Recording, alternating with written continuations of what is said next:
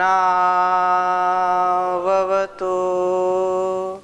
सहनौ भुनक्तु सह वीर्यं करवावहै तेजस्विनावधीतस्तु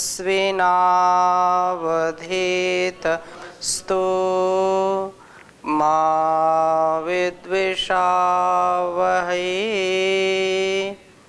ओम शांति शांति शांति। वैदिक जीवन पद्धति की इस कक्षा में आप सबका हार्दिक स्वागत है, अभिनंदन है। ऋग्वेद के प्रथम मंडल के हम 24वें सूक्त का स्वाध्याय कर रहे हैं और उस 24वें सूक्त में आज हम 11वें मंत्र का स्वाध्याय करेंगे। प्रभु की कृपा से हमारे जीवन में हर प्रकार का उत्थान हो, हम दीर्घ आयुष्य को प्राप्त हों। कोई भी व्यक्ति अल्प आयु नहीं चाहता है, यहाँ तक कि जो जीव जंतु हैं वो भी जल्दी से मरना नहीं चाहते हैं।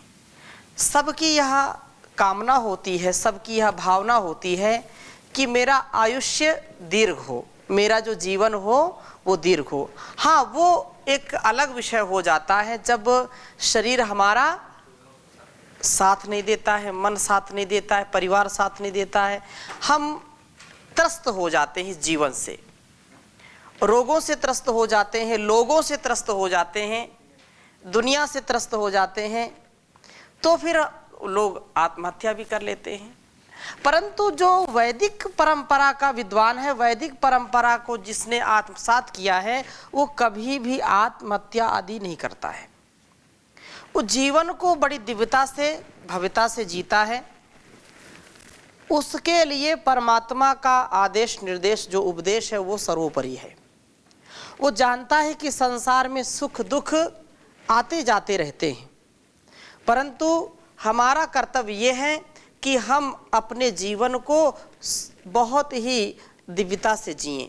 भगवान श्री कृष्ण जी यही बात कहते हैं कि योगस्था कुरु कर्माणि संगम त्यक्त्वा धनंजया सिद्ध सिद्ध्यो समो भूत्वा समत्वम योग उच्यते। योग की परिभाषा है समत्वम योग उच्यते। परंतु योगस्थ होकर के जो जीवन जीते हैं वो निश्चित रूप से दीर्घ आयुष्य को प्राप्त होते हैं। जिनके जीवन में भक्ति है, कृतज्ञता है, जिनके जीवन में आशा है, जिनके जीवन में परमात्मा के प्रति श्रद्धा है, विश्वास है, लगन है, उस लगन में मगन होकर के वो अपने इस जीवन को सुंदर बनाते हैं और इस जगत को भी सुंदर बनाते हैं। इसलिए उस परमात्मा से प्रार्थना हमको करनी चाहिए और हम चूँकि उस ईश्वर के भक्त हैं, उसके हम पुत्र और पुत्रियां इस संसार में अपने कर्तव्यों को निभा रहे हैं, कर्मों को कर रहे हैं, तो हमारा ज्ञान बहुत ही उच्च होना चाहिए और ज्ञान के अनुसार हमारा जीवन होना चाहिए। तो बहुत ही सुंदर मंत्र है, दीर्घ आयु को हम प्राप्त हों, हमारा आयुष्य क्षीण ना हो।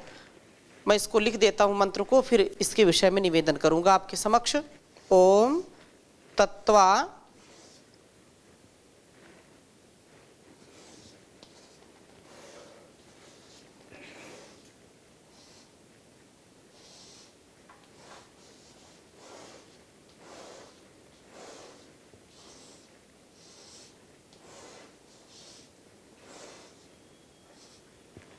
तत्वायामी ब्रह्मणा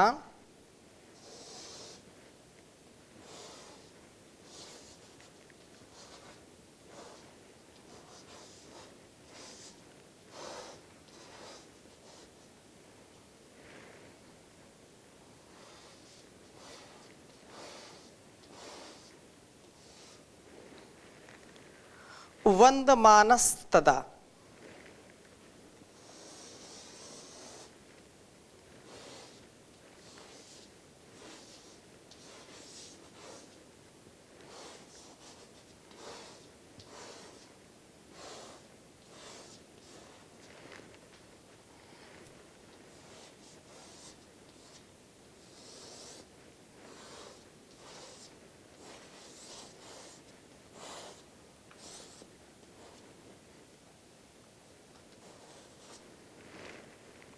वंदमानस्तदा शास्ते यजमानो हविर्भिः।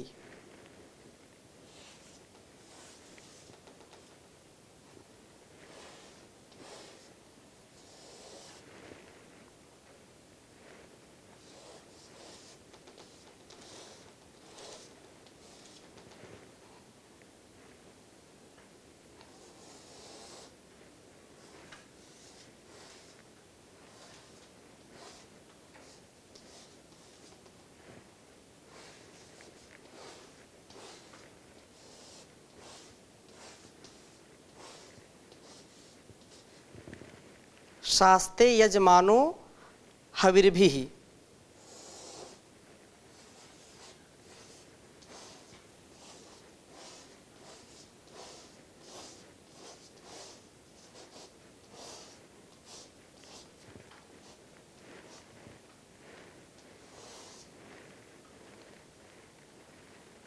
अहेडमानो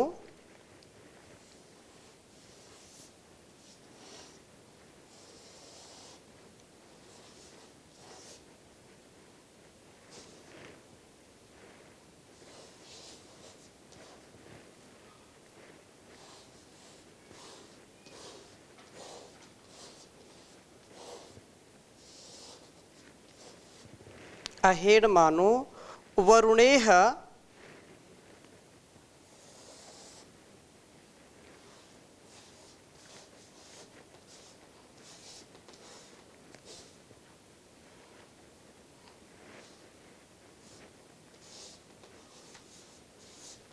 वरुणेह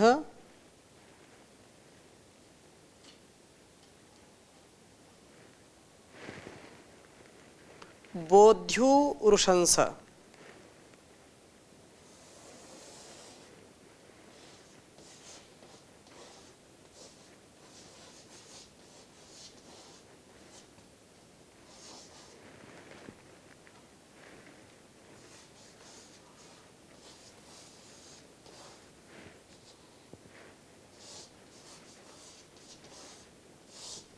बोध्युरुशंस माना आयुः प्रमोषि।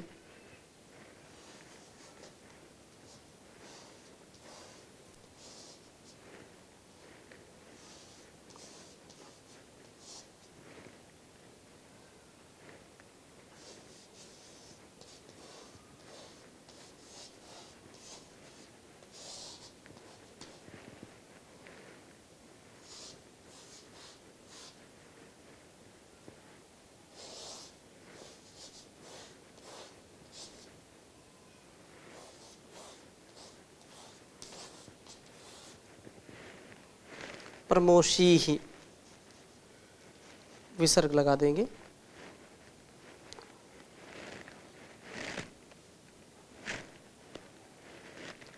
हाँ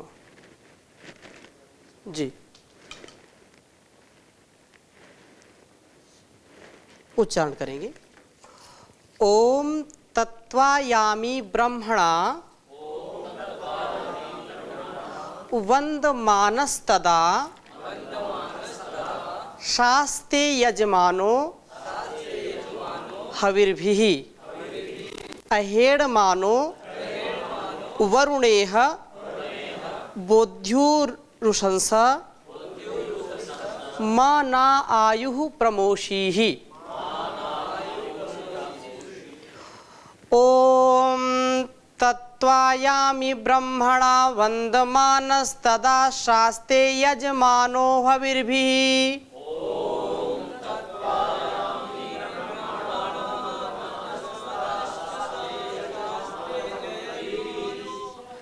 अहेणमानो वरुणेह बोध्युरुशंसा माना आयुः प्रमोषीः।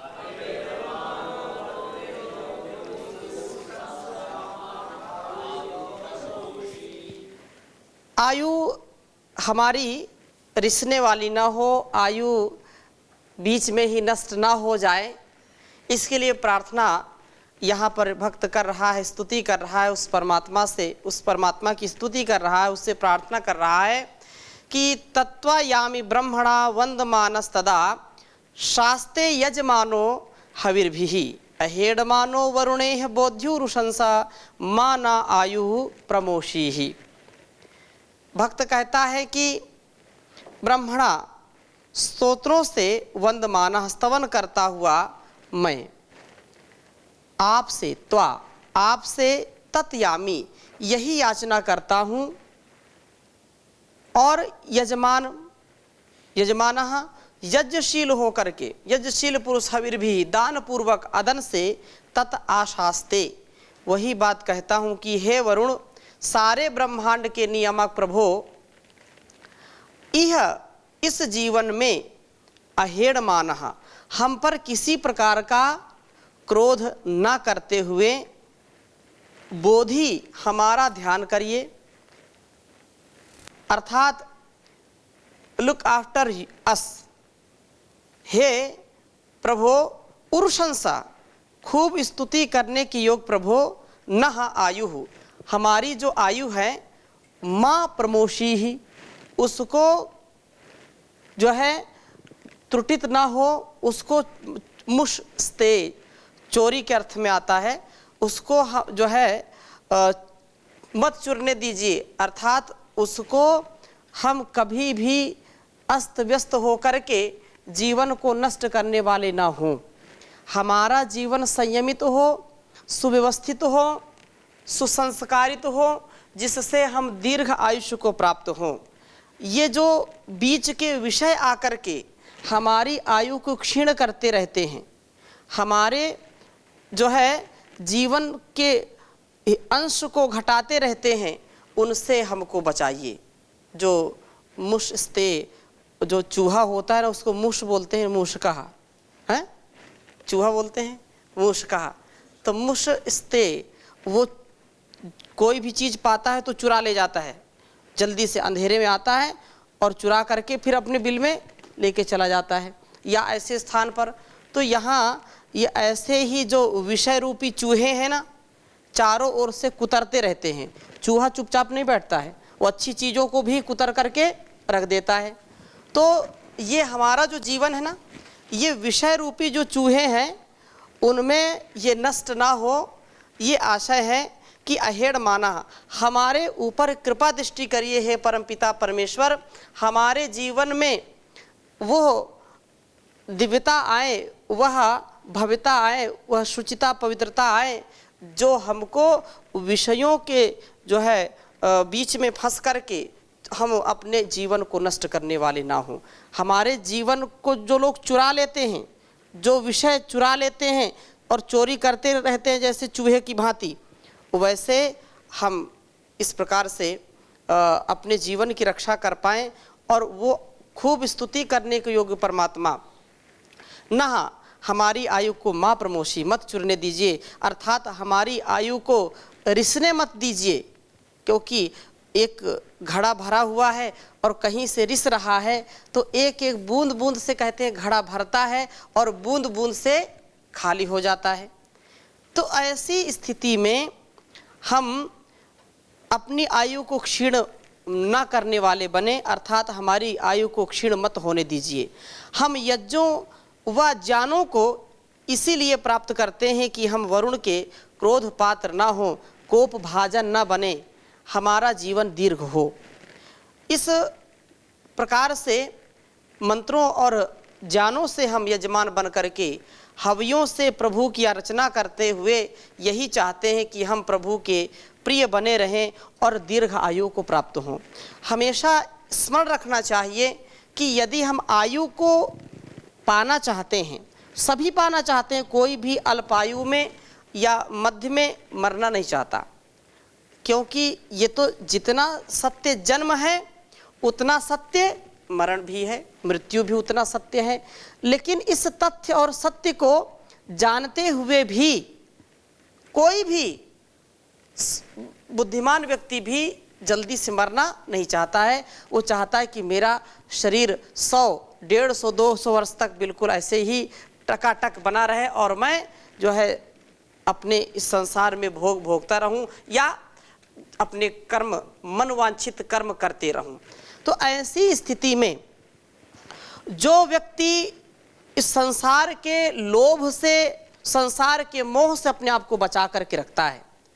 जो व्यक्ति अपनी इंद्रियों की जो स्थिति है उसको बहुत व्यवस्थित करके रखता है, इंद्रियों को विषयों में नहीं जाने देता है, विषयों में नहीं फंसने देता है, वो जैसा जानता है, ज्ञान और यज्ञ दो प्रकार की जो बातें कहीं इसमें हैं कि ज्ञान के द्वारा और यज्ञ के द्वारा, अच्छे सच्चे कर्मों के द्वारा, कल्याणकारी कर्मों के द्वारा अपने आयुष्य को हम बढ़ाएं और ज्ञान के द्वारा बढ़ाएं। ज्ञान पूर्वक कर्म करें, शुद्ध ज्ञान, शुद्ध कर्म और शुद्ध उपासना के द्वारा जब हम कर्म करते हैं तो हमारी आयु क्षीण नहीं होती है, हमारी आयु बढ़ती है। तथा ये मान अपमान सुख दुख, जैसे हमने पहले गीता के श्लोक एक बोला था कि योगस्था कुरु कर्माणि संगम त्यक्त्वा धनंजया सिद्ध सिद्ध्यो समो भूत्वा समत्वम योग उच्यते। संसार में जन्म लेते हैं तो सुख भी आएंगे, दुख भी आएंगे, मान भी मिलेगा, अपमान भी मिलेगा, सम्मान भी मिलेगा, लाभ भी होगा, हानि भी होगी। हर प्रकार से हमको दो जो है पार्टों के बीच में अपने को कैसे व्यवस्थित रखना है ये हमारे ऊपर निर्भर करता है। परंतु इन्हीं प्रतिकूलताओं में, इन्हीं जो है द्वंद्वों में जो अपने आप को व्यवस्थित रख पाता है वही व्यक्ति निखर जाता है, और जो इन द्वंद्वों के बीच में, इन प्रतिकूलताओं के बीच में, इन संघर्षों के बीच में अपने आप को व्यवस्थित नहीं रख पाता है वो बिखर जाता है। एक बिखरता है और एक निखरता है। हमको क्या जीवन में हितकारी है उसको हमको समझना चाहिए। यदि हम संसार के संघर्षों में, परिवार के संघर्षों में, अंदर जो संघर्ष चल रहा है उन संघर्षों में अपनी रक्षा नहीं कर पाते हैं तो बिखरने से कोई भी बचा नहीं सकता। ब्रह्मा जी आए तो भी नहीं बचा सकते, कोई भी बचा नहीं सकता। अपने अंदर के संघर्षों में हमको विजयी बनना है, अपने अंदर के द्वंद्वों को हमको सहन करना है, अपने बाहर के द्वंद्वों को हमको सहन करना है, और जो सहता है वही रहता है। जो बह गया सो भोगी और जो ठहर गया सो योगी। तो योग में जीवन जीना है, योग में जो जीवन जीता है उसी की आयु बढ़ती है, वही दीर्घ आयुष्य को प्राप्त होता है और परमात्मा उसी की रक्षा करता है। जो स्वयं अपनी रक्षा करने में सक्षम है, अंदर से और बाहर से परमात्मा उसकी रक्षा करता है, इसमें कोई संशय हमको नहीं रखना चाहिए। इसलिए बहुत ही सुंदर यह वेद मंत्र है। उस परमात्मा से प्रार्थना की जा रही है, उस परम पद को जो है तुझसे मांगता हूँ, वेद मंत्र से वंदना करता हूँ।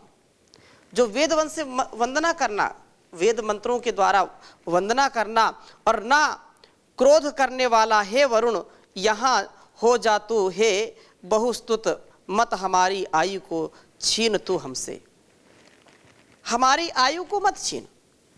सभी चाहते हैं, अच्छा ये बताइए, कोई भी पुत्र या पुत्री, कोई भी संतान चाहता है क्या उसकी माँ या उसका पिता उसके ऊपर क्रोध करे? सब संतानें चाहते हैं कि हमारे माता पिता, हमारे गार्जियन, हमारे संरक्षक हमारे ऊपर सदा प्रसन्न रहें। कोई भी शिष्य चाहता है क्या कि गुरु उसके ऊपर सोटा उठा करके वार करें? कोई भी चाहता है क्या कि उसकी कुदृष्टि हो या क्रोध का भाजन बने? कोई नहीं चाहता है। तो सारे संसार में कौन उस परमात्मा के क्रोध को सहन कर सकता है? उसकी कृपा दृष्टि, उसका शांत स्वरूप ही सबको भाता है, सबको पसंद है। इसलिए किसी भी देवी देवताओं के आपको चित्र देखिए, कोई क्रोध में आपको दिखाई नहीं पड़ेगा, सब मुस्कुराते हुए नजर आएंगे। इसलिए हम यह कामना करें उस परमात्मा से कि उनका जो शांत स्वरूप है, जो प्रेम का स्वरूप है, जो दयालुता का स्वरूप है, वो हमारा सदा उत्थान करने वाला हो। उनकी जो क्रोध वाली स्थिति है उस क्रोध से हम बचें। अर्थात जब हम माता पिता गुरु आचार्य और बड़ों की बातों का आदर करेंगे, उनका सम्मान करेंगे, उनकी आज्ञा का पालन करेंगे तो कोई नाराज होगा क्या? कोई भी माता पिता अपने संतानों से नाराज नहीं होगा जब तक वो उनकी आज्ञा का पालन करते रहेंगे, उनके द्वारा दिए गए आदेश निर्देश का पालन करेंगे। तो ऐसे ही परमात्मा के द्वारा दिए गए वेद ज्ञान को यदि हम आत्मसात करते हैं और वैसा जीवन जीते हैं तो परमात्मा का जो दयालुता का स्वरूप है, जो है हमारे लिए कल्याणकारी स्वरूप है, जो भद्र है, वही हमको मिलेगा। और यदि हमने गलत किया है तो जैसे को तैसा, टिट फॉर टैट, जैसे को तैसा मिलेगा। जो बीज बोया है तो वही फल आपको मिलेंगे। बबूल बोया है तो कांटे मिलेंगे, आम बोया है तो आम मिलेंगे। तो ये निर्णय हमको करना है, तो ये दृष्टि हमारी होनी चाहिए। इसलिए कहा है, हे समस्त जगत को आच्छादित करने वाले सर्वव्यापक वर्णीय प्रभु, मैं वेद मंत्रों के द्वारा तेरी वंदना करता हूँ और तुझसे सुख आनंद और परम पद की याचना करता हूँ। मैं तेरे निमित्त यजन और पूजन करता हूँ और अपने सभी प्रिय पदार्थों को तुझको समर्पित करता हूँ। हे सर्वव्यापक परमेश्वर, इस जगत में तू हम पर क्रोध ना कर, हमसे अप्रसन्न मत हो, तू अपनी दया दृष्टि सदा हम पर बनाए रख। हे सबके द्वारा स्तुति के योग्य परमेश्वर, आप हमको दीर्घ आयुष्य दीजिए। दीर्घ आयुष्य से हमारा हर प्रकार से कल्याण होगा और हम इस संसार को भी सेवा अपनी प्रदान कर पाएंगे। इस संसार में अपना अस्तित्व जो है उसको हम चमका पाएंगे, नहीं तो जीवन हमारा नष्ट हो जाएगा। हमारा जो कृतित्व और व्यक्तित्व है, उस कृतित्व और व्यक्तित्व के धनी बने, किसी प्रकार से इसमें हमारा प्रमाद एक क्षण के लिए हमारे ऊपर हावी न हो। इसलिए कहा है कि जिस मनुष्य में ऐसा भाव आ जाता है, ऐसी शक्ति जिसके अंदर आ जाती है, प्रभु की भक्ति जिसके अंदर आ जाती है, उसका कभी वो अहित नहीं करते हैं। यदंग दाशुषे त्वमग्ने भद्रम करिष्यसि तवेतत् सत्यमंगिरः। उस परमात्मा का ये संकल्प है, उसका ये व्रत है कि कभी भी उसकी शरणागति को प्राप्त हुए का अहित नहीं हो सकता है, कभी भी उसका जीवन खतरे में नहीं हो सकता है। वह सदा प्रसन्नता के साथ जीवन जीता है, आनंद के साथ जीता है। इसलिए कहा है, बहुत सुंदर बात कही है, जिस नर में आत्म शक्ति है वह शीस झुकाना क्या जाने, जिस दिल में ईश्वर भक्ति है वह पाप कमाना क्या जाने। मन मंदिर में भगवान बसा जो उसकी पूजा करता है, मन मंदिर में भगवान बसा जो उसकी पूजा करता है। मंदिर के देवता पर जाकर वो फूल चढ़ाना क्या जाने। ये शरीर ही हमारा देवालय है, शिवालय है।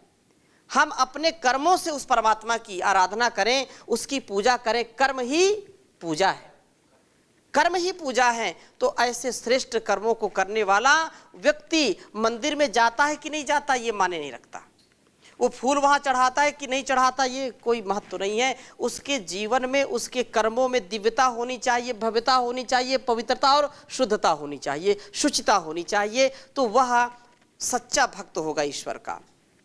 इसलिए बात कही है, माँ बाप की सेवा करता जो उनके दुखों को हरता जो, वह मथुरा काशी हरिद्वार वृंदावन जाना क्या जाने। जिस नर में आत्म शक्ति है वह शीस झुकाना क्या जाने। दो काल प्रेम से जो प्राणी ईश्वर का चिंतन करता है, भगवान का है विश्वास जिसे वो दुख में घबराना क्या जाने। जो खेला है तलवारों से और अग्नि के अंगारों से, रणभूमि में जाकर पीछे वहाँ कदम हटाना क्या जाने।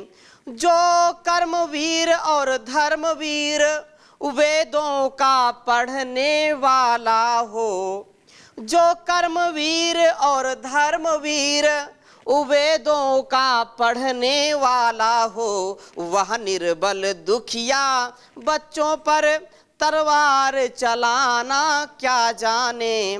जिनका ऊंचा आचार नहीं और धर्म से जिसको प्यार नहीं, जिनका ऊंचा आचार नहीं और धर्म से जिनका प्यार नहीं, जीवन जो वेद अनुसार नहीं, नंदलाल का गाना क्या जाने। यहाँ जीना जाना क्या जाने, जिस नर में आत्म शक्ति नहीं, जिस नर में आत्म शक्ति है, वह शीश झुकाना क्या जाने। जिस नर में आत्म शक्ति नहीं, वह शीश उठाना क्या जाने। वो आत्मग्लानि में जिएगा। जिसका आत्मबल बढ़ा है वो सर ऊंचा ऊंचा करके जीता है। संसार में कभी ऐसा कोई कर्म नहीं करता कि दूसरों के सामने उसको सिर नीचा करना पड़े। परमात्मा के सामने सिर नीचा होना चाहिए, संसार के सामने सिर नीचा कभी नहीं होना चाहिए।